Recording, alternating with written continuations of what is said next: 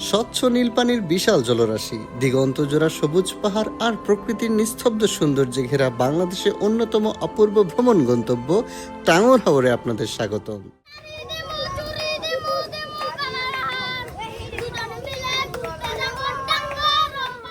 আজকের এই ভ্লগে আমরা ঘুরে দেখব টাঙ্গুয়ার হাওরের সবচেয়ে আকর্ষণীয় জায়গাগুলো। প্রথমেই থাকছে ওয়াচ টাওয়ার, যেখান থেকে এক নজরে উপভোগ করা যাবে পুরো হাওরের মনোমুগ্ধকর সৌন্দর্য। এরপর আমরা যাব পাহাড়ের কোল ঘেঁষে বয়ে চলা মনোরম ঝর্ণা লাকমাছড়ায়। তারপর অপেক্ষা করছে স্বপ্নের মতো স্বচ্ছ নীল পানির নীলাদ্রি লেক, সুন্দর সবুজ শিমুল বাগান। সবশেষে উঠে যাব বারিক্কা টেলায়, যেখান থেকে দেখা যাবে জাদুকাটা নদীর অপূর্ব প্যানোরামিক দৃশ্য, যা আপনাদের মুহূর্তেই মুগ্ধ করে দেবে। আর এই পুরো ভ্রমণটিকে আরো আরামদায়ক, বিলাসবহুল ও স্মরণীয় করে তুলেছে the Haor sell house boat. পানির বুকে ভাসতে ভাসতে দুদিন এক রাতের এই অনন্য অভিজ্ঞতা ছিল আমাদের এই সফরের অন্যতম সেরা মুহূর্ত। তাহলে আর দেরি কেন, চলুন ক্যামেরার সঙ্গে আপনিও বেরিয়ে পড়ুন টাঙ্গুয়ার হাওরের এই অবিস্মরণীয় অভিযানে। আসসালামু আলাইকুম। টাঙ্গুয়ার হাওর যাওয়ার অনেকগুলো ওয়ে আছে। আমরা বেছে নিই উত্তরা থেকে আরামবাগ পর্যন্ত উবারে, আরামবাগ থেকে বাসে করে সুনামগঞ্জ, সুনামগঞ্জ থেকে সিএনজি করে ফতেপুর ঘাট, এরপর কাঙ্ক্ষিত হাউস বোট। আমাদের বাস 9টায় ছেড়ে যাবে। এই রুটে প্রতিদিন ইম্পিরিয়াল এক্সপ্রেসের 3টি বাস ছেড়ে যায়, AC business class, non AC আর স্লিপার কোচ। কাউন্টারে পৌঁছে আমরা আগে আমাদের রিটার্ন টিকিট কনফার্ম করে নিই।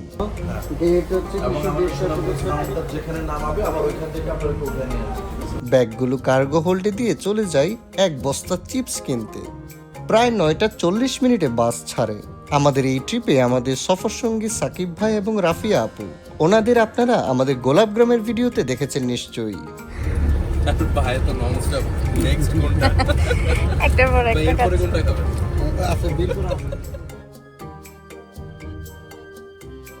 ঢাকার আরামবাগ থেকে সুনামগঞ্জ শহরে পৌঁছতে 9 ঘন্টা সময় লেগেছিল।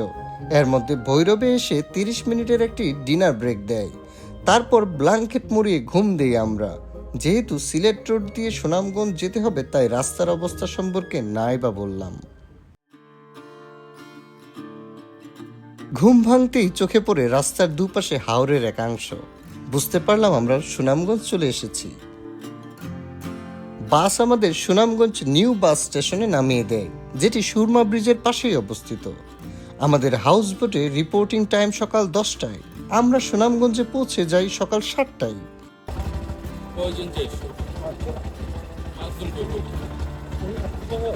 এদিক সেদিক ঘোরাফেরা না করে আমরা সিদ্ধান্ত নিলাম সরাসরি এই ভ্রমণের মূল আকর্ষণ হাউস বোটে চলে যাব। এখান থেকে সিএনজি করে আমরা চলে যাব ফতেপুর, সেখানে কিনা আমাদের হাউস বোট নোঙর করা আছে। সকালবেলা এই যাত্রাটি সুনামগঞ্জ সম্পর্কে আমাদের ভালো একটি ধারণা দিয়েছে। রাস্তাঘাট তুলনামূলক ভালো, সবুজ এবং স্নিগ্ধ। হাওর ও পাহাড়ের একটি মনোরম দৃশ্য।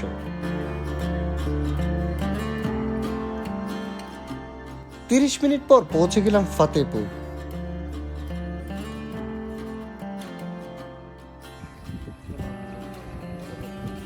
সবার হাতে ফোন, সবাই ভিডিও করছে। এই ব্রিজটার নাম আবুয়া ব্রিজ। নদীটি সরাসরি জাদুকাটা নদী বা রক্তি নদীর সাথে সংযুক্ত। জাদুকাটা নদী সম্পর্কে আমরা যখন জাদুকাটা নদীতে যাব তখন বলবো। এখন চলুন হাউস বোটে চেক ইন করি। হাউস বোট থেকে 2জন স্টাফ এসে আমাদের হাউস বোটে উঠতে হেল্প করলো। প্রথমেই হাউস বোটের প্রতি ভালো একটা ইমপ্রেশন তৈরি হলো। আমাদের হাউস বোটের নাম দ্য হাওর সেল। বোটটি টাঙ্গুয়ার হাওরে চলমান বিলাসবহুল হাউস বোটগুলোর মধ্যে সেরা একটি হাউস বোট। সেরা বলার কারণ আপনারা পুরো ট্রিপটি দেখলেই বুঝতে পারবেন। যেমন সুন্দর তাদের সার্ভিস, তেমন তাদের পরিবেশ। বোটে পা রাখতেই তাদের লবি দেখে খুব বেশি ইমপ্রেসড হয়ে যায়। সাধারণত সব বোটে এত সুন্দর লবি দেখা যায় না। রুম রেডি হচ্ছে, আমরা লবিতে বসে মজা করছিলাম। বোটের প্রথম গেস্ট হিসেবে আমাদের জন্য কোনো পুরস্কার না থাকলেও ওরা চমৎকার ওয়েলকাম ড্রিঙ্কস এবং স্যান্ডউইচ দিয়ে আমাদের রিসিভ করলো। বেচারা ওয়েলকাম ড্রিঙ্কস আর স্যান্ডউইচের বিল দিতেছে। বিলাসবহুল হাউস বোটে 2 দিন ভ্রমণ করতে জন প্রতি 13,000 টাকা করে লেগেছে।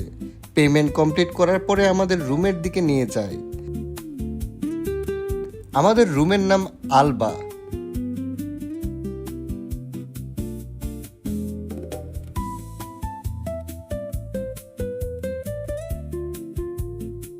বোটে মোট 12টি রুম রয়েছে, 10টি কাপল রুম বা ডাবল বেডরুম, 2টি ফ্যামিলি রুম।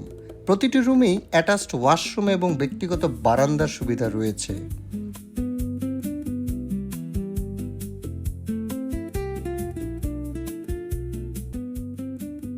এই বোটের সবগুলো রুমেই কিন্তু এসি রয়েছে। এসি যখন এবং যতক্ষণ ইচ্ছে আপনারা ব্যবহার করতে পারবেন। জামা কাপড়, ব্যাগ, প্রয়োজনীয় জিনিসপত্র রাখা যাবে এই কম্পার্টমেন্টে।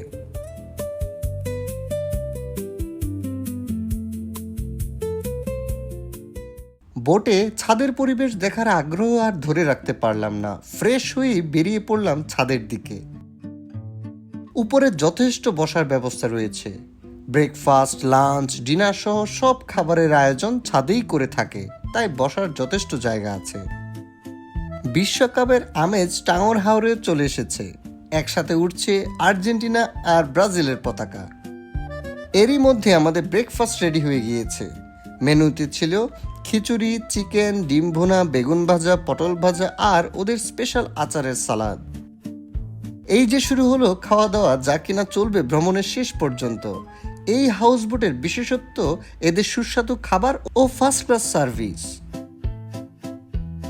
2 দিন 1 রাতের প্যাকেজে হাউসবোট থেকে 5 বেলা মেইন মিল, 5 বেলা নাস্তা ও আনলিমিটেড চায়ের ব্যবস্থা ছিল।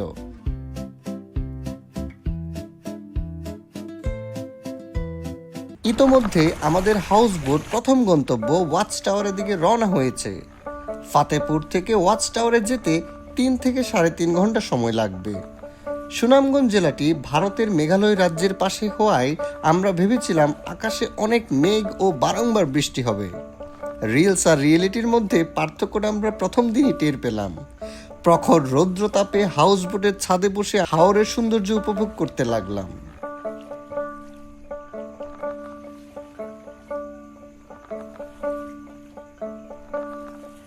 হাওরের গ্রামীণ পরিবেশ, জীবনযাত্রা, চলাফেরার মাধ্যম, তাদের সুবিধা অসুবিধা এসব উপলব্ধি করতে করতে কিছুটা সময় পার হয়ে গেল।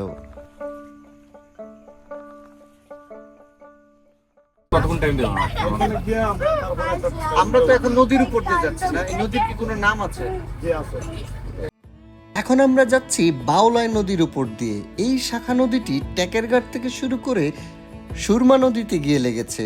হাওরের সকল হাউসবোট ও স্থানীয়দের চলাফেরার পথ হচ্ছে এই নদীটি।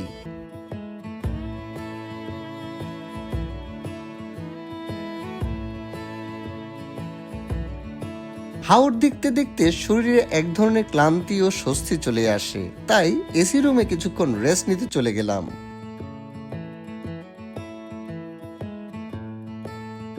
হঠাৎ ডাক পড়লো নাস্তা করার। নাস্তা করতে এসে লক্ষ্য করলাম আবহাওয়াটা কিছুটা ঠান্ডা হয়ে গিয়েছে এবং শীতল বাতাস বইতে শুরু করেছে।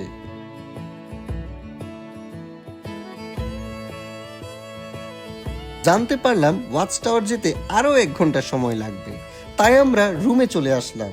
যেহেতু রুমে বসেই হাওরের সৌন্দর্য ভিউ দেখা যায়, তাই রুমে বসে উনো খেলতে খেলতে হাওরের সৌন্দর্য এনজয় করলাম।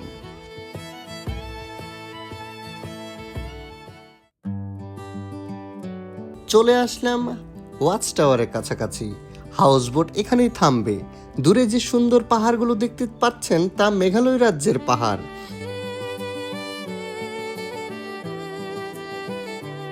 হাউসবোট নোঙর করার সঙ্গে সঙ্গে ছোট ছোট নৌকা হাউসবোটকে ঘিরে ধরেছে।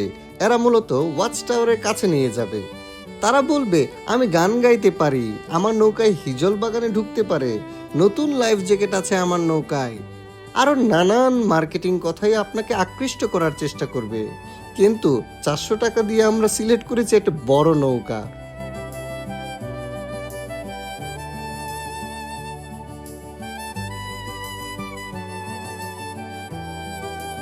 আকাশ পরিষ্কার থাকলে ছবি সুন্দর আসে, মেঘলা আকাশ থাকলে আরো বেশি সুন্দর ছবি আসে। ওয়াচ টাওয়ারে এসে পানিতে নামতে না চাইলে পরামর্শ থাকবে অবশ্যই ছোট নৌকা দিয়ে আশেপাশটা ঘুরে দেখবেন। টাওয়ারের উপর থেকে পুরো হাওরের প্যানোরামিক ভিউ পাওয়া যায়, কিন্তু ভিড় বেশি থাকায় আমরা ওই দিকে না গিয়ে পুরো এলাকাটি ঘুরে দেখি।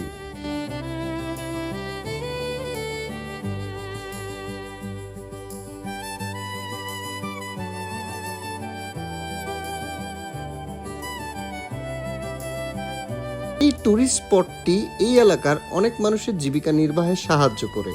কিছুক্ষণ পর পর ছোট নৌকা ভর্তি করে খাবার আর প্রয়োজনীয় জিনিসপত্র নিয়ে মাঝিরা ঘুরে বেড়াচ্ছে।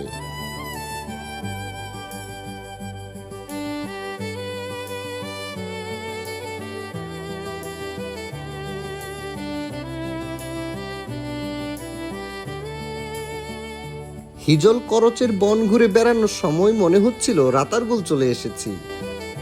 আমাদের নৌকাটি হিজল করচ বনের মাঝামাঝি একটি জায়গায় নিয়ে ভিড়ায়। হাওরের এই জায়গাগুলোতে কিছু কমন গান রয়েছে, যে গানগুলো আপনাকে শুনতেই হবে।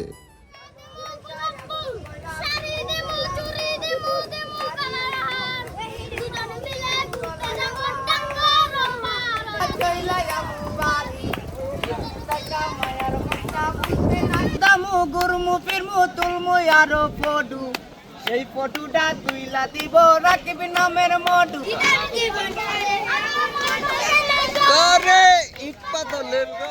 ছোট শিল্পীদের গান শুনে খুশি হয়ে আমরা ওদের চিপস কিনে দেই, ওরাও খুশি আমরাও খুশি।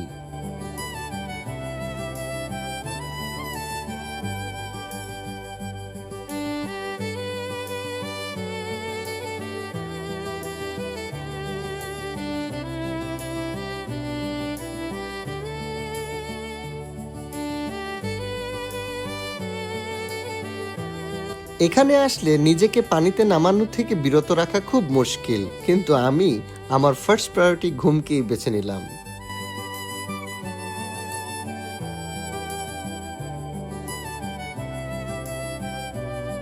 ওয়াচ টাওয়ার ভিজিটের সময় নির্ধারিত ছিল 1 ঘন্টা। নির্ধারিত টাইমের মধ্যে বোটে ফেরার চেষ্টা করবেন, কারণ এখানে বেশি সময় দিলে পরের স্পটে সময় কম পাবেন।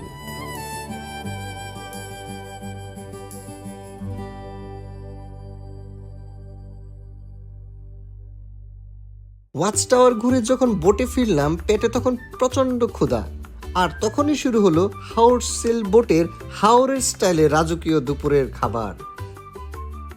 মেনুতে ছিল হাওরের বোয়াল মাছ, বিফ, চিকেন, সবজি, ডাল, ছোট মাছ ভাজা। ডেজার্টে ছিল 2 ধরনের মিষ্টি।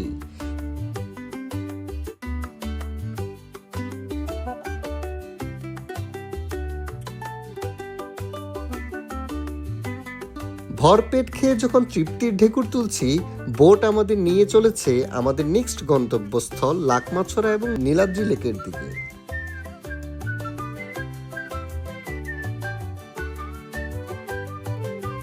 ঘড়িতে বাজে তখন বিকাল 4:40। আমরা পৌঁছে গেলাম টেকের ঘাট। ঘাটে নেমে দেখলাম এখানে অনেক বোট পার্কিং করা, টুরিস্টও আছে অনেক।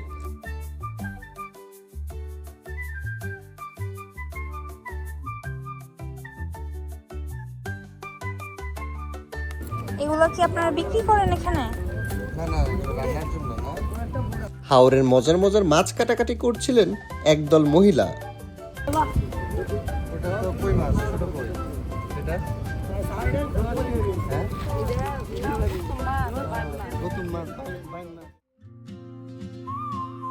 এখান থেকে লাকমাছড়া যাওয়ার 2টি উপায় রয়েছে, বাইক অথবা চাঁদের গাড়ি। আমরা যেহেতু প্রিমিয়াম বোটের যাত্রী, তাই এসব নিয়ে আমাদের টেনশন করতে হয়নি। বোট থেকেই চাঁদের গাড়ি ঠিক করা ছিল আমাদের জন্য, যা আমাদের লাকমাছড়া ঘুরিয়ে নিয়ে আসবে। কোন জার্নিটা 10-15 মিনিট। সবাই একটু শক্ত করে ধরে বসে। জি জি ওকে।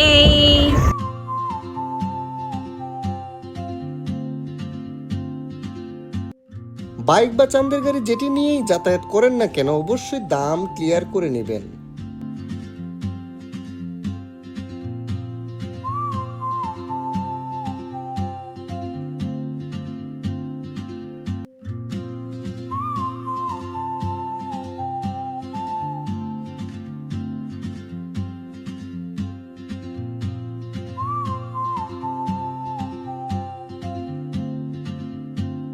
রাস্তাটি মূলত কাঁচা ও কিছুটা গ্রামীণ মেঠোপথ।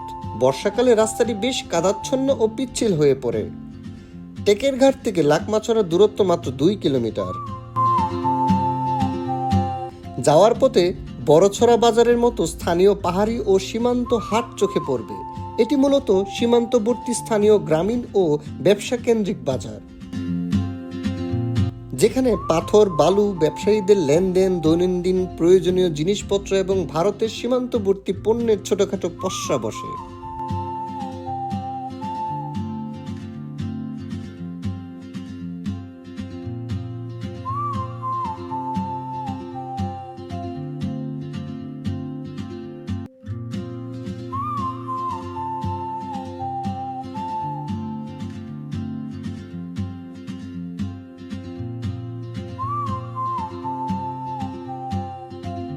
সুনামগঞ্জের তাহিরপুর উপজেলার উত্তর শ্রীপুর ইউনিয়নের মেঘালয় পাহাড়ের পাদদেশে অবস্থিত লাকমাছড়া। এটি মূলত ভারতের মেঘালয় থেকে নেমে আসা একটি প্রাকৃতিক ঝর্ণাধারা ও পাহাড়ি ছড়া। এই যে বিশাল পাহাড়গুলো দেখছেন, এটি কিন্তু ভারতের মেঘালয় রাজ্য। আমরা ঠিক বর্ডারের একদম কাছাকাছি দাঁড়িয়ে আছি। এখানে আসলে প্রতিটি ভ্রমণ পিপাসু মানুষের মনের ঠিক একটি আক্ষেপ তৈরি হয়। চোখের সামনে ভারতের মেঘালয় রাজ্যের আকাশচুম্বী সবুজ পাহাড়, অথচ ঠিক তার পাদদেশে এসেই আমাদের সীমানা শেষ হয়ে গিয়েছে। তবে আমাদের প্রাপ্তিও কিন্তু কম নয়। এই এলাকায় ভারত থেকে নেমে আসা পাহাড়ি ছড়ার পানির সাথে ভেসে আসা কয়লা ও চুনাপাথর সংগ্রহ করে বহু মানুষের জীবিকা নির্বাহ হয়।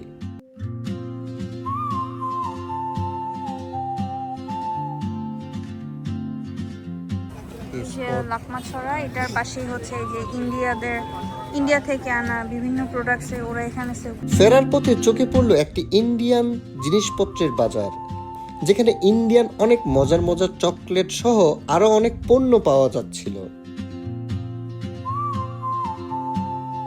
লাকমাছড়া আসার আগে 3টি জিনিস অবশ্যই মাথায় রাখবেন। যেহেতু এটি একদম বর্ডার এরিয়া, তাই বর্ডারের বেশি কাছাকাছি যাবেন না এবং বিজিবির নির্দেশনা মেনে চলবেন। পাথরের উপর হাঁটার সময় সাবধানে হাঁটবেন, কারণ পাথর প্রচুর পিচ্ছিল থাকে। সবচেয়ে গুরুত্বপূর্ণ, এখানে প্লাস্টিক, চিপসের প্যাকেট বা পানির বোতল ফেলে এই সুন্দর পরিবেশকে নোংরা করবেন না। লাকমাছড়ায় বেশ অনেকটা সময় পার করে আমরা রওনা দেই নীলাদ্রি লেকের উদ্দেশ্যে। টাঙ্গর হাওরে ঘুরতে এসে যদি নীলাদ্রি লেক মিস করে ফেলেন, তাহলে ট্রিপের টাকা লস হিসেবে ধরে নিতে পারেন। এখানে এসে আগে নিশ্চিত হয়ে নিলাম আজ রাতে বোট টেকের ঘাট থাকবে, সুতরাং আমরা নীলাদ্রি লেকে দিনের বাকি সময় কাটাতে পারবো। সেই খুশিতে একটি শিকারা ভাড়া করে নেই। ভাড়া পড়েছিল 400 টাকা। শিকারা বলতেই কাশ্মীরের ডাল লেকের কথা মনে পড়ে। আমাদের নীলাদ্রি লেকও ডাল লেকের চাইতে কম কিসে। নীলাদ্রি লেকের আসল নাম শহীদ সিরাজ লেক। কিশোরগঞ্জের শহীদ বীর বিক্রম সিরাজুল ইসলামের নামে এই নাম দেওয়া হয় শহীদ সিরাজ লেক। নীলাদ্রি লেক মূলত একটি পরিত্যক্ত চুনাপাথরের খনি। 1996 সালে কর্তৃপক্ষ খনিটি লাভজনক নয় বলে বন্ধ করে দেয়। গর্তগুলোতে বৃষ্টির পানি জমে বর্তমানে সুন্দর লেক তৈরি হয়েছে, আর আমরা ভেসে ভেসে মেঘালয় দেখতে পাচ্ছি। নীলাদ্রি লেক এসে একই সময়ে আকাশের বেশ কয়েকটি ধরন দেখতে পেলাম। আকাশের এক পাশে এক পশলা বৃষ্টির পরে রংধনু, অন্য পাশে পাহাড়ের চূড়ায় মেঘ জমাট, আর পশ্চিম আকাশে শেষ বিকালের সোনালী আভা। আকাশটা যেন নীলাদ্রি লেকের সৌন্দর্যকে সম্পূর্ণভাবে বাড়িয়ে তুলেছে। আমাদের মাঝি ভাইয়ের কাছ থেকে জানতে পারলাম 24-এর যুদ্ধের আগে সে নিয়মিত মেঘালয় যাতায়াত করত। তার এখানে বন্ধু বান্ধবও আছে বেশ।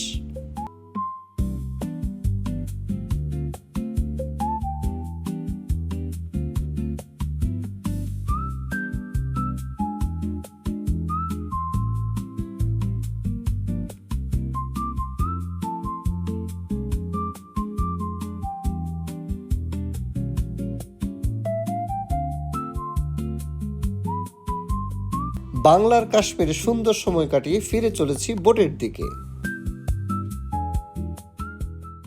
সন্ধ্যা নামতেই বোটগুলো তাদের রাতের লুকে আসতে শুরু করেছে। বিভিন্ন কালারের বাতিগুলো হাউসবোটগুলোকে এক অন্যরকম সৌন্দর্যে ফুটিয়ে তুলেছে। একসঙ্গে সব কয়টি হাউসবোট তার নিজের আলোয় এই ঘাটটিতে এক উৎসব মুখর আমেজ তৈরি করেছে। রাতের আয়োজন শুরু হয় সন্ধ্যার নাস্তা দিয়ে, পাকোড়ার সাথে পাস্তা আর চা তো থাকছেই। নাস্তা শেষ করতে না করতে শুরু হয়ে গেল গানের আয়োজন।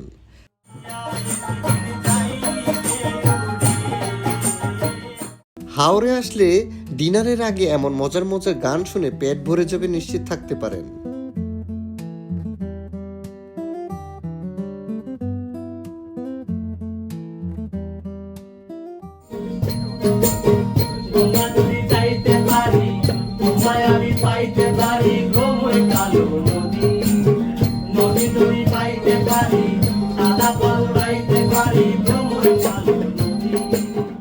যখন সবাই গানের সুরে মুগ্ধ হয়ে মুহূর্তটা উপভোগ করছিল, ঠিক তখনই হাউসবোটের ছাদে চলছিল আমাদের রাতের ডিনারের প্রস্তুতি।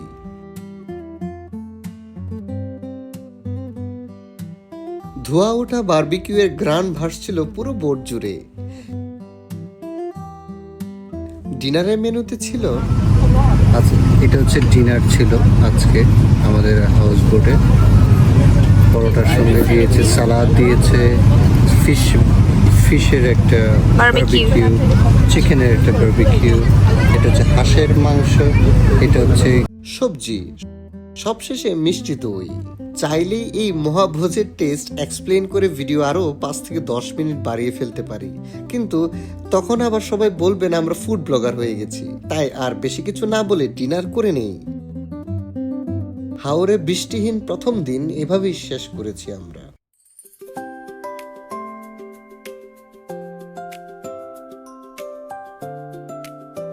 সকালে ঘুম ভাঙতেই জানতে পারলাম আমাদের এখনকার গন্তব্য শিমুল বাগান।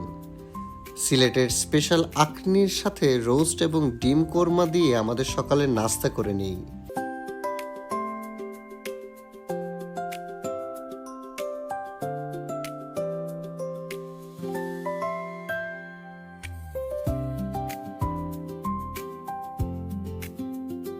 ঘন্টাখানেক সময় লাগবে শিমুল বাগানে পৌঁছাতে। আকাশের দিকে তাকিয়ে বুঝলাম আজও বৃষ্টি হওয়ার সম্ভাবনা নেই। এই সুযোগটা কাজে লাগিয়ে বাসীরা শাড়ি পরে শিমুল বাগান যাওয়ার প্ল্যানটা সাকসেস করে নিল। শিমুল বাগানে যাওয়ার পরটাই ছিল আলাদা একটি অভিজ্ঞতা। আশেপাশের ভিউ দেখে মনে হচ্ছিল দেশের বাইরে কোথাও একটা চলে এসেছি। আজ আকাশের মেজাজটা একটু অন্যরকম, ঠিক বুঝে উঠতে পারছিলাম না বৃষ্টি হবে নাকি হবে না। একদিকে বৃষ্টি আসার অপেক্ষা, অন্যদিকে প্রকৃতির এই সুন্দর রূপ। আমাদের নির্ধারিত সময় 2 ঘন্টা। আমরা ঠিক 1টা বাজে শিমুল বাগান থেকে জাদুকাটায় গোসলের উদ্দেশ্যে রওনা করব। শিমুল বাগান ঘোরার টাইম ছিল 2 ঘন্টা। নেমে বুঝতে পারলাম আমরা মেঘালয়ের খুব কাছাকাছি। এই বোটগুলো শিমুল বাগানকে কেন্দ্র করে এখানে নোঙর করেছে। শিমুল বাগান চাইলে আপনি হেঁটেও যেতে পারবেন, 5 মিনিটের রাস্তা। বাসীরা শাড়ি পরার কারণে এই কষ্টটা করতে পারছিল না, তাই 5 মিনিটের মূল্য দিতে হলো 100 টাকায়। অটোতে করেই চলে আসলাম শিমুল বাগানের সামনে। শিমুল বাগানে প্রবেশ মূল্য 50 টাকা পার পার্সন। আগেই বলেছি আমরা প্রিমিয়াম হাউস বোটের যাত্রী, তাই এখানেও আমাদের টিকিট করতে হয়নি।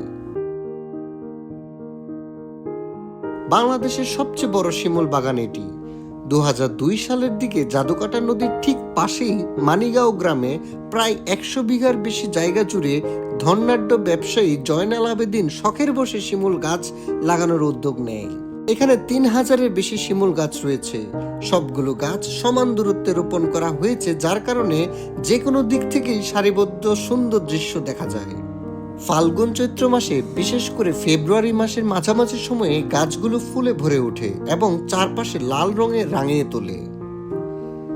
শিমুল বাগান ঘুরে এখন আমাদের নিয়ে যাওয়া হবে জাদুকাটা নদীতে গোসল করার উদ্দেশ্যে।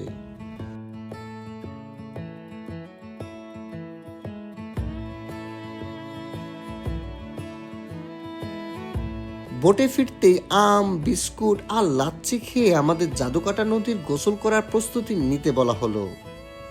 নদীতে নামার আগে অবশ্যই লাইফ জ্যাকেট পরে নিতে হবে। পানি প্রচুর ঠান্ডা এবং যথেষ্ট পরিষ্কার।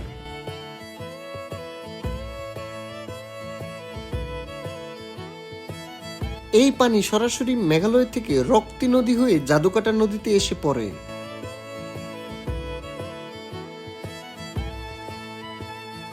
কিছুটা স্রোত ও গভীর এই নদী।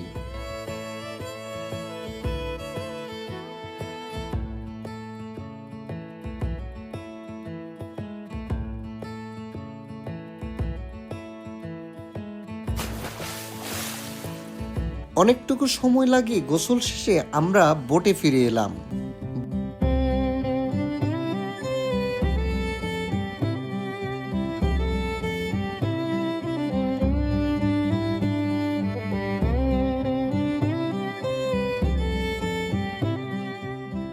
বারিক্কা টিলার কাছাকাছি এসে দুপুরের খাবারের অ্যানাউন্সমেন্ট হলো। হাওরের মাছ, বিফ, চিকেন, ছোট মাছ, আলু ভর্তা, ডাল, সবজি দিয়ে বোটের শেষ মেন মিল খেয়ে নিলাম। টিলার উপর উঠতে পায়ে হেঁটে 15 মিনিট আর বাইকে 5 মিনিট সময় লাগে। এখানে বাইক নিয়ে দাঁড়িয়ে থাকে অনেক স্থানীয় লোকজন। জনপ্রতি 20 থেকে 25 টাকায় তারা টিলার উপরে নিয়ে যায়।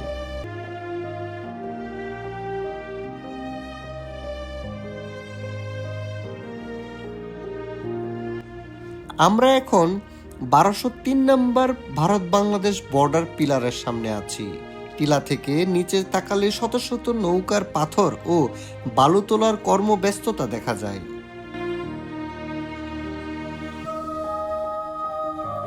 এই টিলায় প্রায় 40টি গারো খাসিয়া পরিবার বসবাস করে।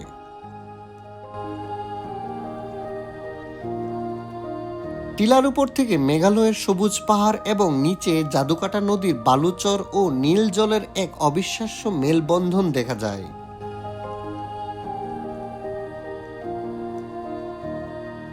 আকাশে মেঘের লুকোচুরি আর ভালো লাগছে না।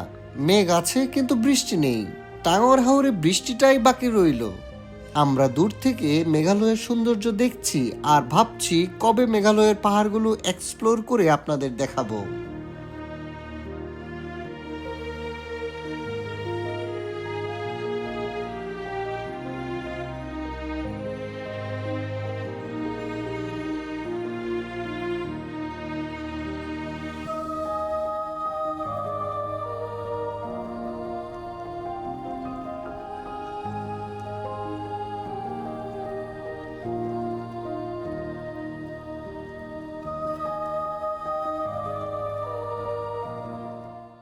হাউস বোট থেকে আসা আমাদের গায়ক ভাইয়েরা বৃষ্টির জন্য গান ধরেছে।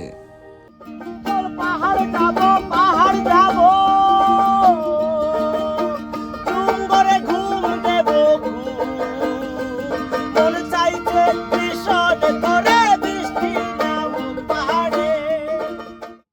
ওনারা গানে গেয়েছে বৃষ্টি যেন নেমে আসে এই পাহাড়ে। গানটা শেষ হতে না হতেই দূরের পাহাড়ে বৃষ্টি বর্ষণ শুরু হয়েছে। এখানে প্রচন্ড বাতাস শুরু হলে আমরা তাড়াহুড়া করে বোটের দিকে ফিরে যাই।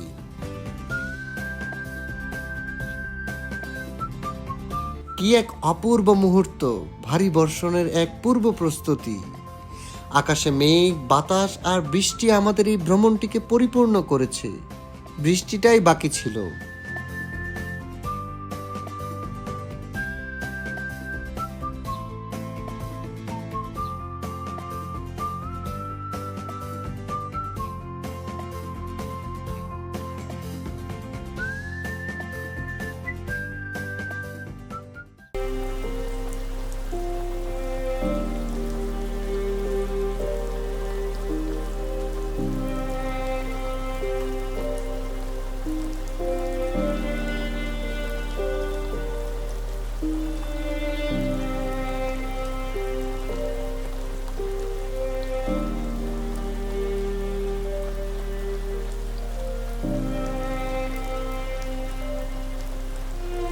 টানা 1 ঘন্টা রুমের পাশে ব্যালকনিতে বসে বৃষ্টি উপভোগ করলাম। বৃষ্টি থামলে হাউস বোটের ছাদে যাচ্ছি নদীর এই নতুন রূপ দেখার জন্য। প্রচন্ড বাতাস, মেঘে ভরা আকাশ ও বৃষ্টি ভেজায় এই নদীপথের সৌন্দর্য যেন আমাদের এই ভ্রমণের তৃপ্তি আর স্বস্তি এনে দিয়েছে। সুনামগঞ্জ এসে বুঝতে পারলাম কেন বাংলাদেশের নদী নিয়ে কবিরা এত এত গান কবিতা লিখেছেন। আমরা এখন চলেছি জাদুকাটা নদীর মূল অংশ দিয়ে।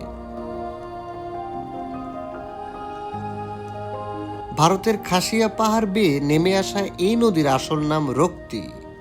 স্থানীয়দের মতে প্রাচীনকালে কোনো এক জাদুকর এই নদীর বুক চিরে জাদু দেখিয়ে নদীর গতিপথ পরিবর্তন বা গতিপথ সৃষ্টি করেছিলেন, যার থেকে নাম হয় জাদুকাটা। দেশের অন্য সব টুরিস্ট স্পটের মতো এই নদীর নাম নিয়েও অনেক মতবিরোধ রয়েছে। সে যাই হোক, পাহাড়ের বুক চিরে নেমে আসা স্বচ্ছ নীলচে পানি, দুপাশে সবুজ পাহাড়, সব মিলিয়ে জায়গাটার পরিবেশ একেবারে ভোলার মতো নয়।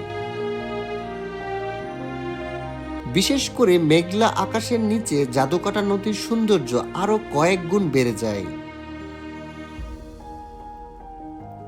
পৃথিবীর নিয়ম অনুযায়ী খারাপ কিংবা ভালো সময় বেশিক্ষণ থাকে না, তাই আমাদের এই সুন্দর সময়গুলো চোখের পলকের মতোই তাড়াতাড়ি শেষ হয়ে গেল।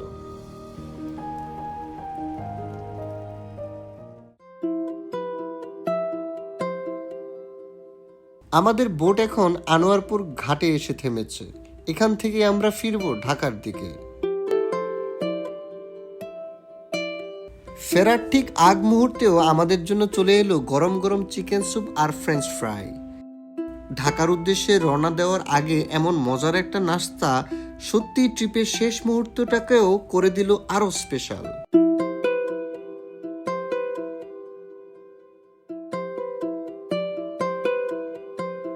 এইখানেই আমাদের হাওরের 2 দিন 1 রাতের ভ্রমণ শেষ।